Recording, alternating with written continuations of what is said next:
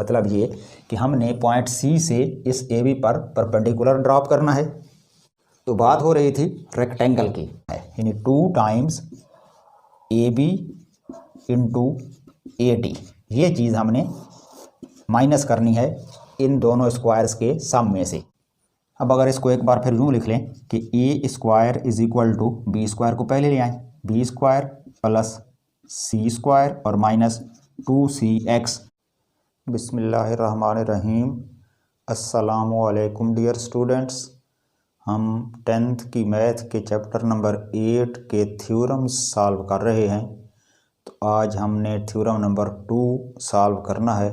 आइए शुरू करते हैं। इस थ्योरम की स्टेटमेंट है, in any triangle the square on the side opposite to acute angle is equal to sum of the squares on the sides containing that acute angle diminished by twice the rectangle contained by one of those sides and the projection on it of the other। तो ये statement भी theorem number 1 से मिलती जुलती है।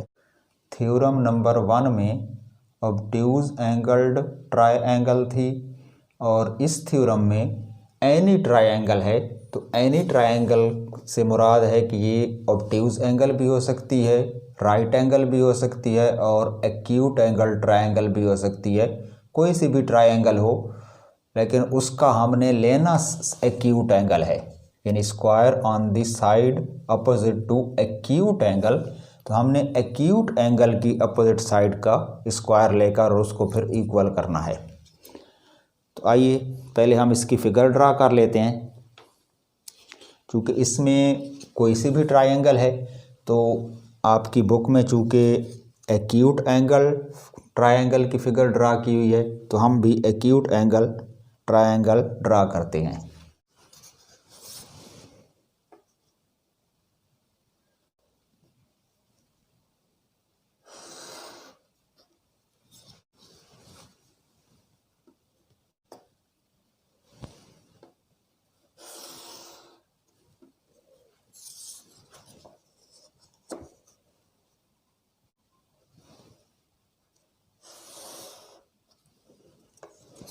इस तरह से एक एक्यूट एंगल ट्रायंगल ड्रा कर लें। इसका नाम रख देते हैं ABC।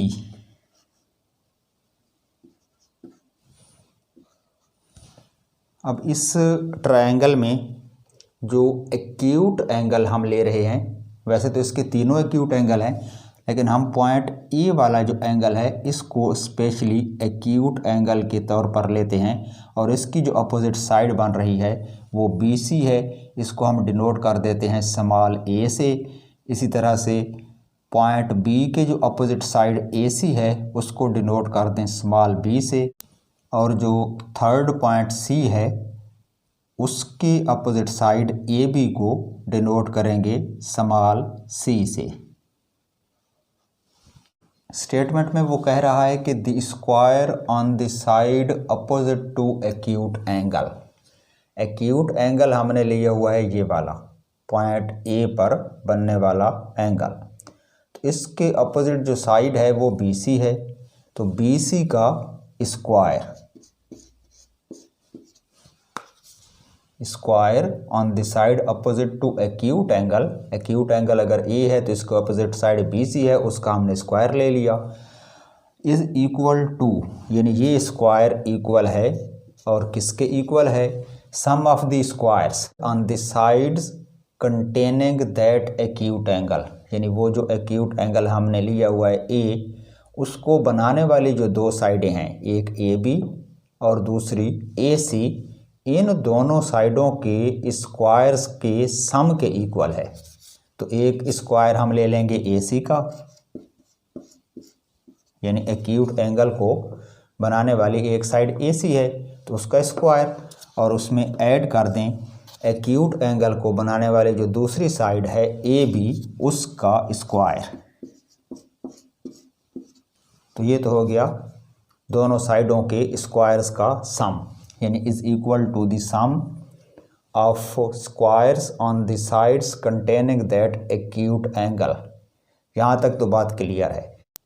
आगे वो कह रहा है diminished bye twice the rectangle, यानी रेक्टेंगल को डबल करके अब माइनस करना है। डिमिनिश्ड मतलब निकालना है इसमें से। तो इन दोनों स्क्वायर्स के सम में से अब जो रेक्टेंगल का एरिया है वो हमने सब्ट्रैक्ट करना है या माइनस करना है। और रेक्टेंगल को किस तरह फाइंड आउट करेंगे, जिस तरह थ्योरम नंबर 1 में किया था उसी से मिलता जुलता ये भी है, तो उसी तरह हम रेक्टेंगल निकालेंगे।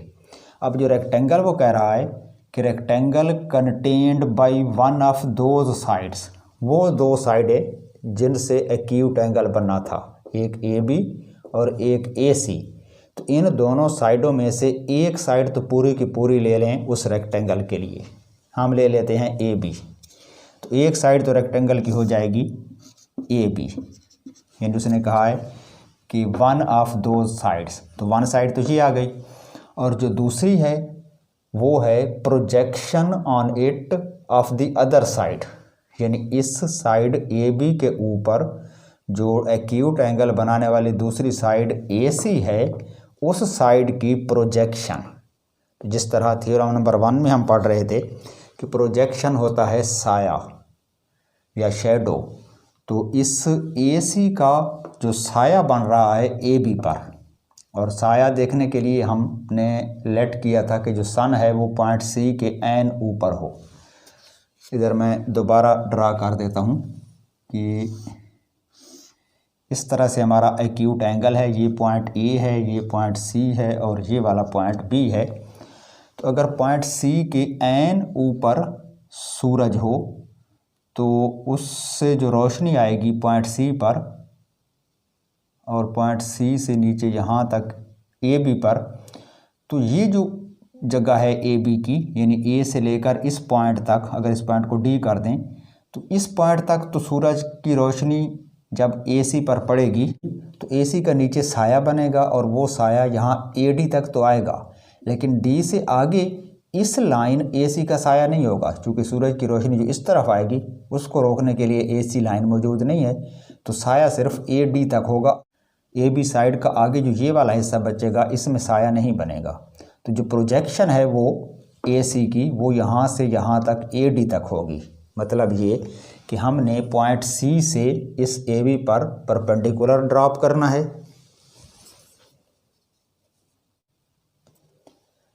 इस तरह से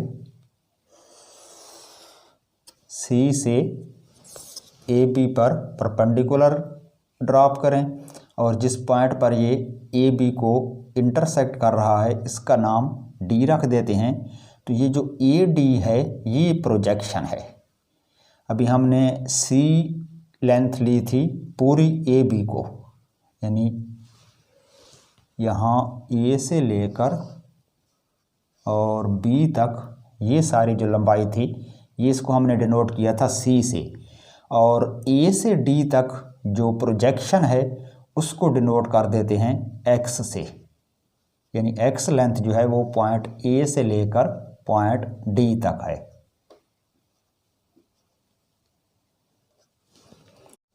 और जो परपेंडिकुलर हमने ड्रा किया है सी डी, इसको डिनोट कर देते हैं एच से। तो अब पॉइंट डी पर चूँकि सी डी ए बी पर परपेंडिकुलर है तो पॉइंट डी पर 90 डिग्री के एंगल्स बन रहे हैं। इस तरफ भी राइट एंगल बन रहा है, इस तरफ भी राइट एंगल बन रहा है। तो बात हो रही थी रेक्टेंगल की, क्योंकि रेक्टेंगल को डबल करके हमने यहाँ पर माइनस करना है।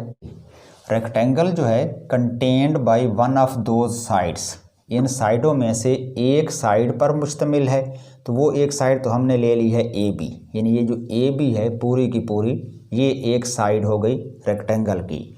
और जो रेक्टेंगल की दूसरी साइड है वो है projection on it of the other, यानी इस साइड के ऊपर ए बी के ऊपर जो दूसरी साइड ए सी है उसकी प्रोजेक्शन, और उसकी प्रोजेक्शन ये बनी थी ए डी, और ए डी को हमने डिनोट किया था एक्स से। तो जो दूसरी साइड हम ट्रायंगल की लेंगे वो होगी ए डी, यानी ए डी को हमने एक्स से डिनोट किया था तो ये एक्स हो गया, और ए बी को हमने सी से डिनोट किया था तो ए बी की लेंथ सी हो गई। और अगर इस तरह से इसको ट्रायंगल कंप्लीट कर लें तो अब ये हमारे पास ट्रायंगल आ गई है जिसकी दोनों साइडें हमने फाइंड आउट कर ली हैं। एक साइड ए बी है, दूसरी साइड ए डी है, और हमने डिमिनिश करना है इन दोनों साइडों का प्रोडक्ट, यानी ट्वाइस द रेक्टेंगल, इन दोनों साइडों के प्रोडक्ट को भी डबल करना है, यानी 2 times A B into A D. ये चीज़ हमने माइनस करनी है इन दोनों स्क्वायर्स के सम में से। तो यहाँ माइनस के बाद हम ये लिखेंगे अब 2 times A B into A D. तो ये चीज़ हमने प्रूव करके देनी है। तो जो चीज़ प्रूव करके देनी हो वो होता है टू प्रूव। तो इस थ्योरम में ये सारा टू प्रूव है। ये सारी स्टेटमेंट जो है ये हमने प्रूव करना है। इसके अलावा जो बातें लिखी हुई हैं वो हम लिखेंगे गिवन में। तो अब हम इसको स्टार्ट करते हैं गिवन से। तो पहली हेडिंग लगाएंगे गिवन की।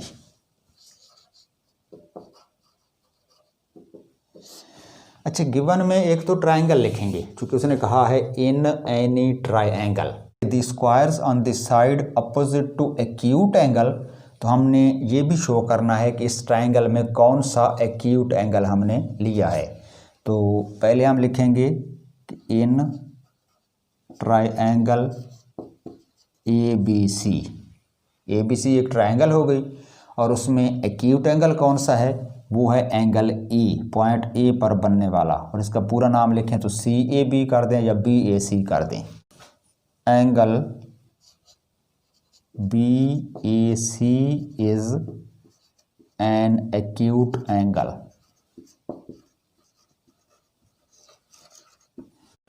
उसके बाद हमने सी डी जो है वो ए बी पर परपेंडिकुलर ड्रॉ किया है। तो ये चीज़ भी लिख लेते हैं, draw C D perpendicular over A B, जिससे हमें ए डी जो है वो ए बी का प्रोजेक्शन मिला है। So that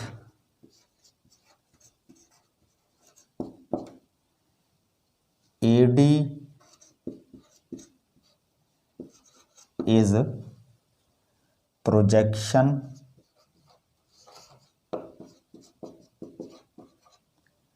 of AC on AB। उसके बाद हमने ये जो तमाम साइडें हैं इनको मखसूस नाम दिए हुए हैं, तो वो भी लिख लेते हैं कि टेक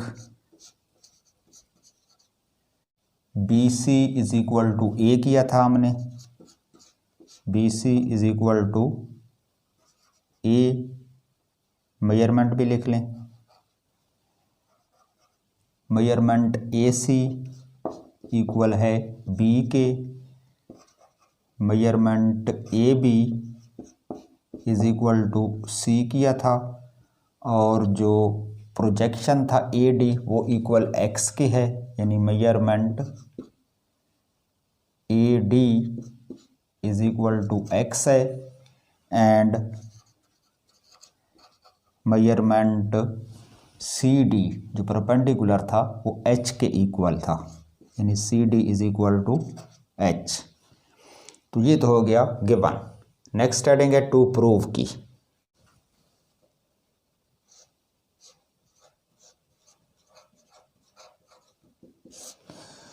टू प्रूव, तो इसमें वही चीज़ लिखनी है कि ये जो एक्यूट एंगल के अपोजिट साइड है BC, इसका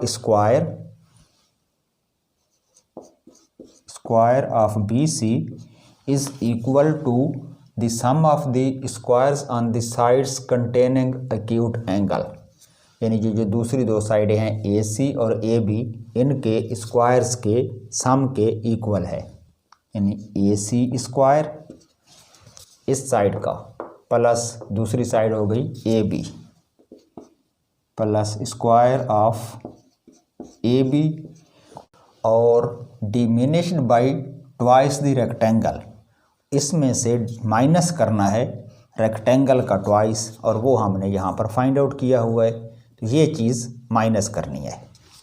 तो इसको भी मैं दोबारा लिख देता हूँ, -2 टाइम्स ए बी पूरी साइड हो गई एक, और दूसरी का प्रोजेक्शन और वो है ए डी, यानी इंटू ए डी। तो ये चीज़ हमने प्रूफ करनी है और यही हमारा अल्टीमेट गोल है या आंसर है।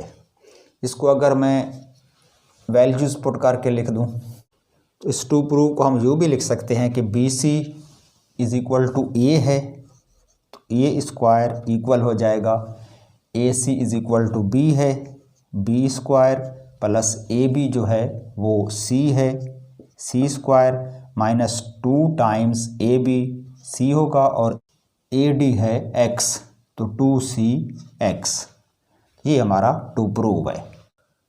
नेक्स्ट हेडिंग है प्रूफ की।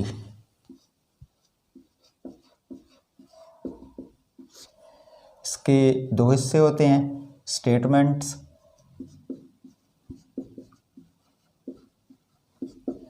और रीजंस।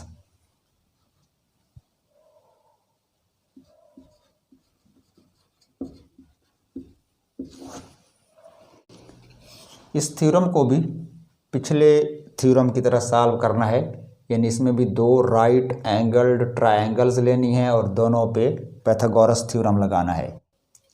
थ्योरम नंबर 1 में मैंने ये कहा था कि आप पहले जो छोटी ट्रायंगल है उस पे पाइथागोरस थ्योरम लगा लें और बाद में बड़ी ट्रायंगल पे लगाना है। तो उस थ्योरम में भी और इस थ्योरम में भी आपने ये चीज़ जहन में रखनी है कि पहले आपने उस ट्रायंगल पे पाइथागोरस थ्योरम लगाना है जिसमें ये वाली साइड ना हो, यानी जो टू प्रूव में इक्वलिटी के लेफ़्ट साइड पे साइड है बी सी स्क्वायर, वो जिस ट्रायंगल में आ रही है उस ट्रायंगल को आपने पहले नहीं लेना। इस फिगर में जो 2 राइट एंगल ट्रायंगल्स बन रही हैं, एक है ट्रायंगल सी डी ए और दूसरी है ट्रायंगल सी डी बी। चूँकि पॉइंट डी पर दोनों तरफ राइट एंगल्स बन रहे हैं, तो एक ये वाली राइट ट्रायंगल हो जाएगी और दूसरी ये वाली राइट एंगल ट्रायंगल हो जाएगी। तो पहले हम उस ट्रायंगल को लेंगे जिसमें बी सी प्रेजेंट ना हो। अब बी सी है ये वाली साइड, ये छोटी ट्रायंगल में है, तो इसको हम बाद में लेंगे, दूसरी ट्रायंगल को पहले लेंगे। थ्योरम नंबर 1 में भी आपने इसी चीज़ का ख्याल रखना है कि जो बी सी स्क्वायर जिस ट्रायंगल में है उसको बाद में लेना है, यानी बाद में उस पर पाइथागोरस थ्योरम लगाना है और पहले दूसरी ट्रायंगल लेकर उस पर पाइथागोरस थ्योरम लगा लें। तो अब इसमें हम पहले ट्रायंगल लेंगे ए डी सी, चूँकि इसमें बी सी प्रेजेंट नहीं है, बी सी उस साइड पर है। पहले ट्रायंगल का नाम लिख लेते हैं, इन ट्रायंगल ए सी डी कर दें या सी डी ए कर दें, एक ही बात है। इस ट्रायंगल में राइट एंगल कौन सा है? जो पॉइंट डी पर बन रहा है, यानी ये वाला एंगल 90 डिग्री का है। पहले यही लिख देते हैं कि measurement angle C D A, measurement angle C D A is equal to 90 degree. और ये क्यों 90 डिग्री है? क्योंकि हमने खुद सी डी परपेंडिकुलर ड्रॉप किया था ए बी पर और ये चीज़ गिवन में लिखी हुई है, तो इसकी रीज़न हम लिखेंगे गिवन।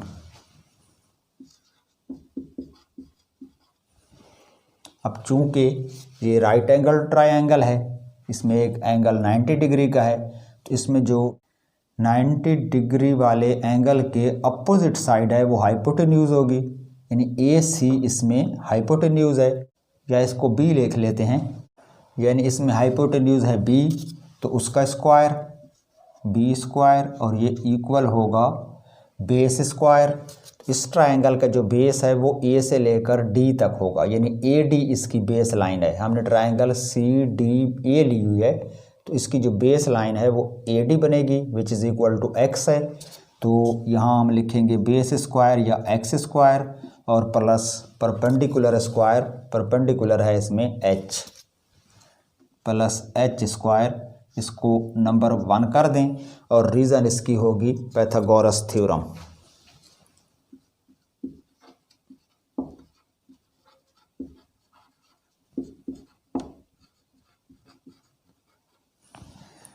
अब आ जाते हैं दूसरी ट्रायंगल में, इस साइड वाली ट्रायंगल CDB में।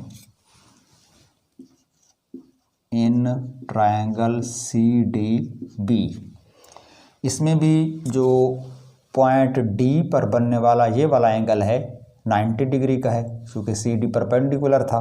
तो पहले यही लिख लेते हैं कि measurement angle CDB is equal to 90 degree, और इसकी रीज़न भी वही गिवन। और पाइथागोरस थ्योरम के मुताबिक इसमें भी जो हाइपोटेन्यूज है, यानी पॉइंट D के अपोजिट साइड BC, उसका स्क्वायर इक्वल होगा base square plus perpendicular square. तो इसमें हाइपोटेन्यूज है BC, तो हम बजाय A लिखने के इस पूरी साइड का नाम लिखेंगे इसमें BC square is equal to base square. तो बेस इसकी है D से लेकर B तक, ये छोटी लाइन, तो BD स्क्वायर हो जाएगा, और प्लस परपेंडिकुलर है CD स्क्वायर, और रीजन में पाइथागोरस थ्योरम।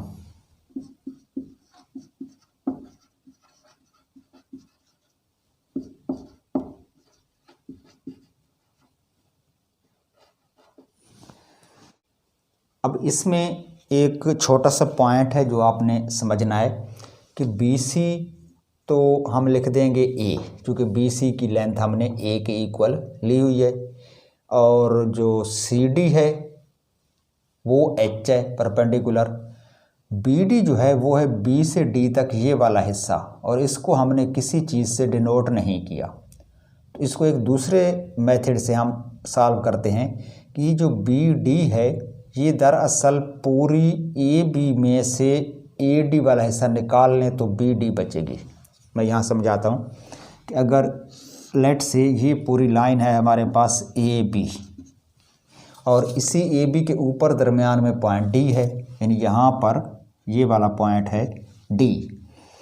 तो इसमें जो पूरी लाइन की लेंथ है यहाँ से लेकर यहाँ तक, इस लेंथ को हम लिखेंगे AB, और इसमें से अगर आप माइनस कर लें, निकाल लें, कौन सी लेंथ, यहाँ A से लेकर D तक, AD को निकाल लें इसमें से, यानी टोटल जो इस लाइन की लेंथ है वो AB है यहाँ से यहाँ तक, उसमें से हमने माइनस कर लिया AD, यानी AD हिस्सा माइनस कर लिया, तो बाकी क्या बच गया BD, यानी बाकी जो चीज़ बचेगी वो इक्वल होगी BD के। तो मतलब ये है कि BD जो है वो दरअसल AB माइनस AD है। तो इस लाइन को मैं अब दोबारा लिखता हूँ, और BD की ये वाली वैल्यू पुट करते हैं यहाँ पर। तो जो है BC स्क्वायर ये दरअसल इक्वल होगा BD स्क्वायर के, और BD इक्वल है AB माइनस AD के, तो BD की जगह पे आ जाएगा AB माइनस AD, और BD का स्क्वायर था तो AB माइनस AD का भी स्क्वायर होगा, और प्लस CD स्क्वायर। अब इसमें वैल्यूज़ पुट कर दें, तो BC जो है वो है A, तो लेफ़्ट साइड तो हो जाएगी A स्क्वायर, राइट साइड पे AB माइनस AD है, तो AB वैल्यू का हमें पता है, A से लेकर B तक जो AB है वो C है, तो यहाँ आ जाएगा C, और माइनस AD है। AD जो है वो प्रोजेक्शन थी, तो इसको हमने X के इक्वल लेट किया हुआ है, तो यहाँ AD की जगह पे X आ जाएगा, इसका स्क्वायर है, और प्लस CD है, CD परपेंडिकुलर है, और इसकी वैल्यू है H, तो ये हो जाएगा H स्क्वायर। अब ये जो C माइनस X का स्क्वायर है ये दरअसल A माइनस B स्क्वायर का फार्मूला है, तो उसके मुताबिक इसको ओपन कर लें, तो ये हो जाएगा A square is equal to C minus X square है, तो फार्मूले के मुताबिक ये हो जाएगा C स्क्वायर माइनस 2CX, यानी 2 times first term into second term, और plus square of the second term यानी X स्क्वायर, और फिर ऐड कर देंगे ये वाली टर्म एच स्क्वायर, इसको नंबर 2 कर दें।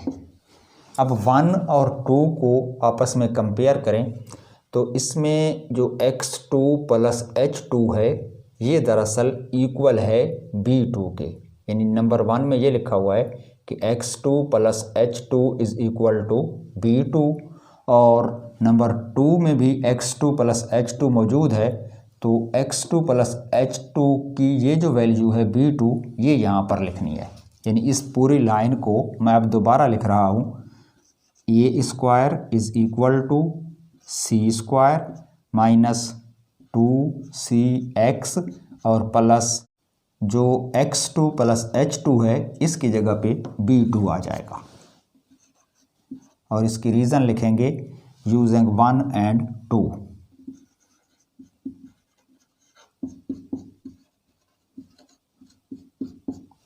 क्लियर। अब अगर इसको एक बार फिर यूँ लिख लें कि A square is equal to B square को पहले ले आएँ, B square plus C square और माइनस 2cx, तो यही हमारा 2 प्रूफ था, यही हमने साबित करना था। अब इनकी जगह पे जो इसकी ओरिजिनल वैल्यूज़ हैं वो पुट कर दें। तो ए था हमारे पास BC, तो ए स्क्वायर मीन्स BC का स्क्वायर, और ये इक्वल है बी स्क्वायर के, बी था AC का स्क्वायर हो जाएगा, और इसमें प्लस है सी स्क्वायर, सी जो है वो AB है तो प्लस AB स्क्वायर है, और माइनस 2 टाइम्स है CX यानी AB, और दूसरी साइड हो जाएगी x है AD के, 2 टाइम्स AB इंटू AD। तो ये है हमारा आंसर। जो चीज़ टू प्रूव में लिखी हुई थी, यानी जो चीज़ हमने साबित करना थी वो अब हमने साबित कर ली है। तो यहाँ पर हमारा ये थ्योरम कंप्लीट हो गया। ओके जी, तो आज हमने यूनिट नंबर 8 का थ्योरम नंबर 2 कर लिया है। नेक्स्ट टाइम इंशाल्लाह एक और थ्योरम के साथ हाज़िर होंगे। तो तब तक के लिए इजाज़त दीजिए। खुदा हाफिज़।